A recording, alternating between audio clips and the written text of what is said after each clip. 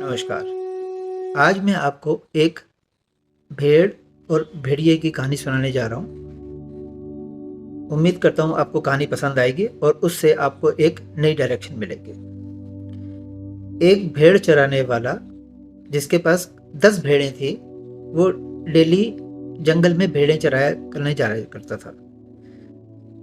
रात को शाम को जब आता था तो अपनी गिनती की भेड़ें बाड़े में छोड़कर अपनी कुटिया में चला जाता था और सुबह फिर डेली वही रूटीन चलती आ रही थी। एक दिन वो जब सुबह उठा तो उसने बाड़े में देखा कि सिर्फ 9 भेड़ें थी, एक भेड़ नहीं थी। उसे विश्वास था कि 10 भेड़ें रात को मैंने छोड़ी थी, सुबह 9 हैं तो कहाँ गई। बड़ा परेशान हुआ, इधर उधर ढूंढा लेकिन कुछ नहीं मिला। तो अल्टीमेट अपनी बदकिस्मती समझकर वो 9 भेड़ें चराने चला गया। शाम को आया, उसने गिन के 9 भेड़ें बाड़े में छोड़ी और फिर अपनी कुटिया में चला गया। अगले दिन सुबह उठा तो भेड़ें फिर 8 थी, एक भेड़ का और कम थी। वो बहुत परेशान, आसपास सब जगह ढूंढ ढांड आया, उसे कुछ नहीं मिला। फिर वही बदकिस्मती को कोसता हुआ अपना जंगल में चला गया। रात को आया, सेम चला। लेकिन अगले दिन जब सुबह उठा तो फिर एक भेड़ कम थी।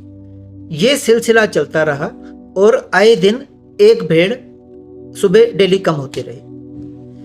इसी तरह कुछ दिन बाद एक दिन ऐसा आया जब सुबह उसके पास 2 भेड़ें थी। वो 2 भेड़ें चराने गया और जब शाम को आया तो दोनों भेड़ों को बाड़े में छोड़कर और वो अपनी कुटिया की तरफ जाने लगा।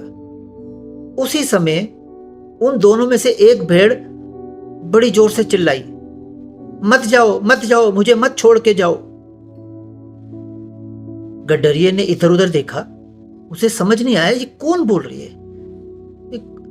तो एक भेड़ भागते भागते दूर से फिर उसके पास आई और उसके पास, मत जाओ मत जाओ।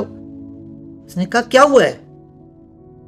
उसने कहा ये जो सामने खड़ा है ना, भेड़ खड़ी है, ये भेड़िया है।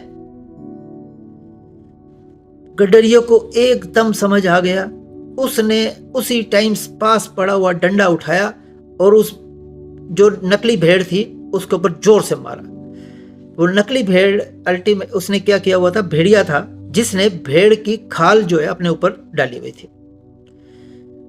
वो खाल पलट कर भागने लगा, लेकिन गडरिये ने डंडे मार मार कर उसको वहीं ढेर कर दिया। गडरिये को बहुत गुस्सा आया। उसके बाद वो उस भेड़ के पास गया। उसने भेड़ को कहा, तू आज क्यों बोली? इतने दिन से मैं रोज परेशान हूं, क्यों नहीं बताया तूने? तो भेड़ ने कहा कि मैं पहले दिन जब उसने एक भेड़ को खाया तो हम सब डर गए थे। हमारे में से किसी की हिम्मत नहीं थी कि हम कुछ आवाज करें कि हमारा ही नंबर ना लग जाए और शायद ये एक आधे दिन बाद चला जाएगा भेड़िया। बट भेड़िया डेली यही करता रहा। अब आज तो मैं अकेली भेड़ बच गई थी, मुझे पता था आज आप छोड़ के जाओगे, आज मुझे भी खा लेगा ये। गडरिये ने अपना माथा पकड़ लिया।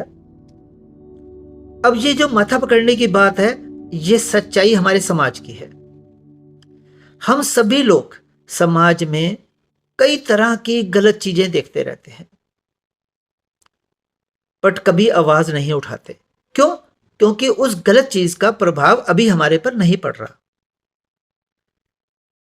चाहे रास्ते में कोई एक्सीडेंट हो गया हो, या रास्ते में कोई बंदा चेन छील के जा रहा हो, या एक अनजान आदमी पे अचानक कोई बदमाश जबरदस्ती प्रेशर डाल रहा हो।